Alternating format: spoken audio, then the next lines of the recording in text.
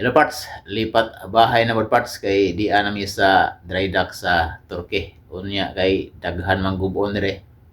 Mag-hotel mi og tungas buwan ngadto sa usa ka buwan.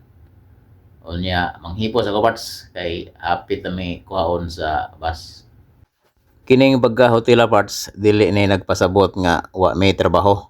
Buntag ihatod mi hapon kuhaon pod sa service. Og unang dry dock, excited pa, pero og magsige nag dry dock, perting hagua. Muna ni parts ang usa sa dockyard sa Turkey, ni ay usa ka barko naguna.